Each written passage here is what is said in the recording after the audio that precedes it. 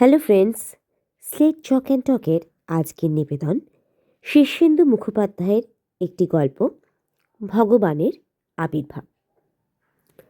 ক্যান্সারের ওষুধ যে প্রায় আবিষ্কার করে ফেলেছেন তা ললিতাক্ষ নিজেই বুঝতে পারছিলেন।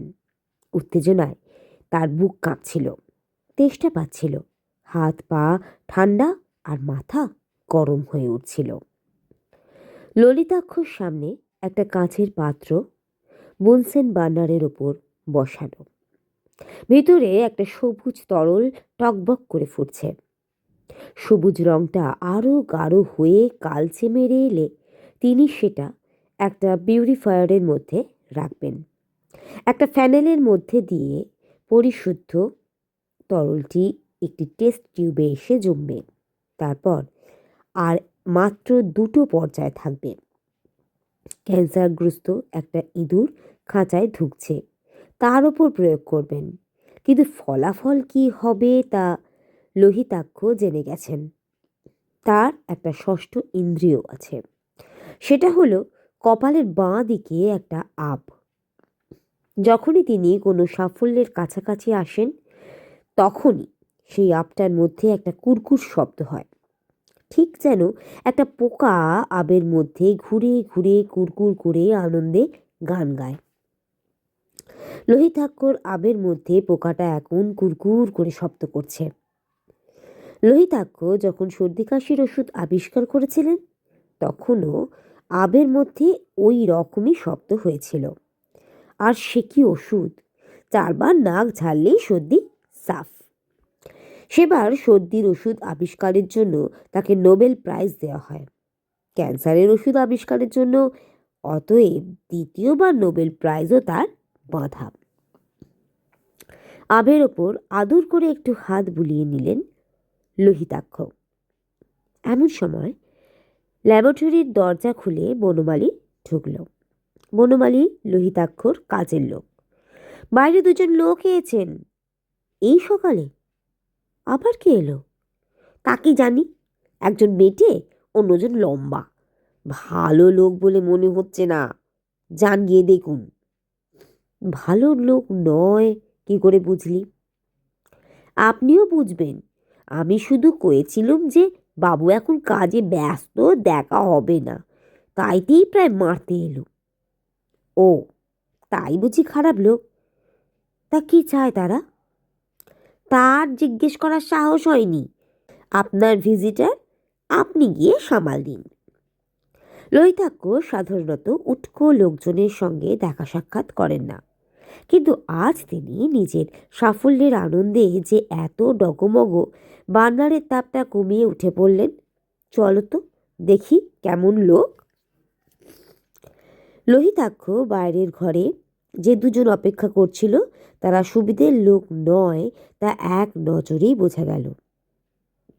বেটে লোকটা ভীষণ বেটে, 5 ফুটের নিচে হবেই, আর তার চেহারা অনেকটা ফুটবলের মতো গোলাকার।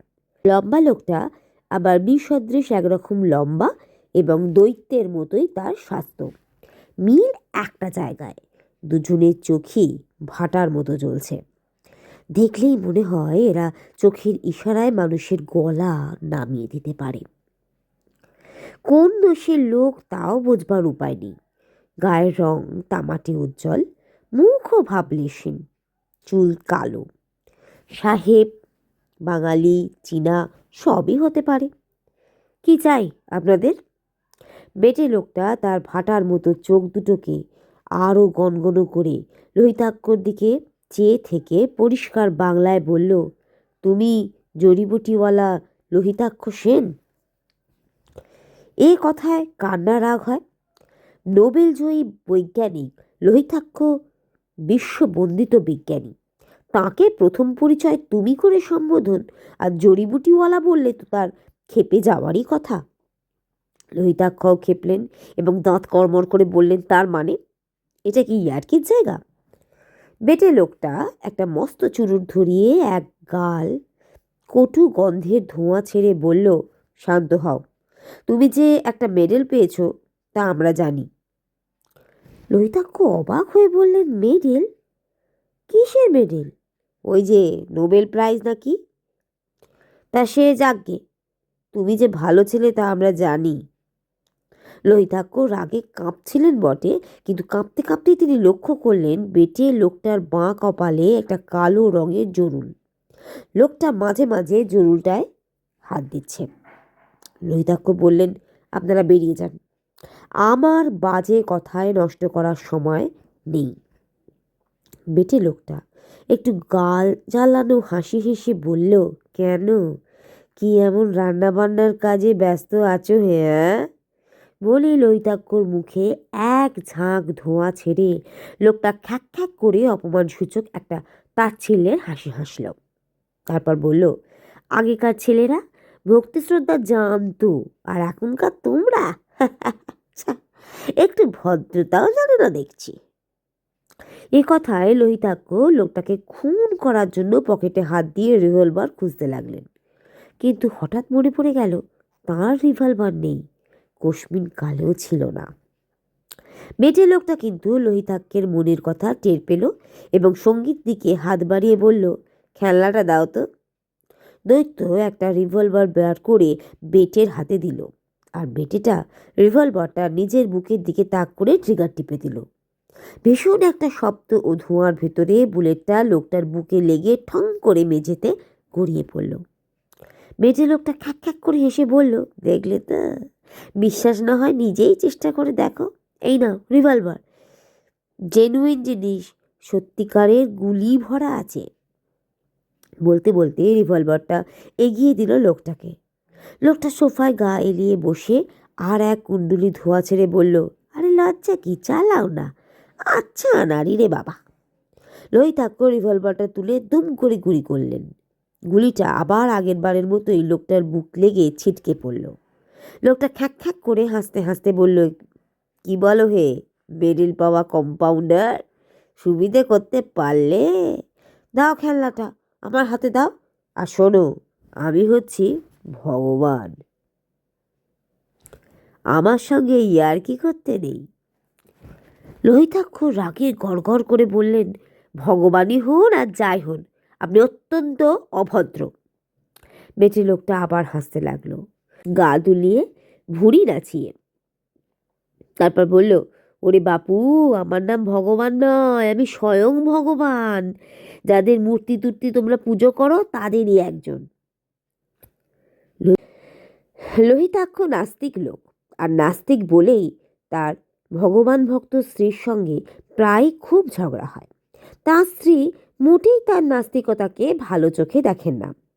লোহিতাক্ষ লোকটার দিকে চেয়ে ঠাট্টার হাসি হেসে বলল, ভগবান তো একটা বোগাস ব্যাপার, আমি ওসব বিশ্বাস টিশ্বাস করি না, আর আপনাকেও আমার ভালো লোক বলে মনে হচ্ছে না, আপনি থার্ড গ্রেড ম্যাজিশিয়ান মাত্র, অনেক সময় নষ্ট করেছেন, এখন আসুন, নমস্কার। বেটে লোকটা আবার হাসতে লাগলো। তারপর বলল, বিশ্বাস করো না কি হে, জলজান্ত দেখতে পাচ্ছ চোখের সামনে, কত লোক আমাকে একবার চোখের দেখা দেখার জন্য কত সাধ্য সাধনা করে। আমার ইয়ার্কি করার সময় নেই, ল্যাবরেটরিতে আমি একটা জরুরি কাজে আছি, আপনারা আসতে পারেন। বলতে বলতেই লোহিতাক্ষ অবাক হয়ে দেখলেন বেটে লোকটার মধ্যে কি একটা পরিবর্তন অতি দ্রুত ঘটে যাচ্ছে। কয়েক সেকেন্ডের মধ্যে দেখা গেল মেঝের ওপর পাতা বাঘছালে স্বয়ং মহাদেব বসে আছেন। ছাই মাখা শরীর, মাথায় জটাজুট, ধ্যান নিমিলিত চোখ, সারা গায়ে ফোঁস করে সাপ ঘুরে বেড়াচ্ছে। লোহিতাক্ষ তাড়াতাড়ি চোখ কসলাতে লাগলেন। ততক্ষণে শিবের বদলে ধনুর্ধর রামচন্দ্রকে দেখা গেল। পর মুহূর্তেই রামচন্দ্র গায়েব হয়ে বংশীধারী কৃষ্ণকে দেখা গেল। বেটে লোকটা তেমনি গা জ্বালানো হাসি হেসে বলল, দেখলে তো, এবার প্রত্যয় হলো।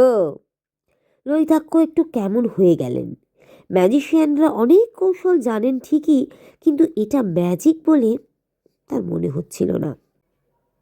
একটু ধন্দে পড়ে গেলেন, কিন্তুও করতে লাগলেন। এমন সময় অন্দরমহল থেকে তার স্ত্রী একটা শাঁখ হাতে আলুথালু হয়ে ছুটে এলেন। তোমার যে মহা পাপ হচ্ছে, স্বয়ং ভগবান এসেছে না, তুমি একে গালমন্দ করছো।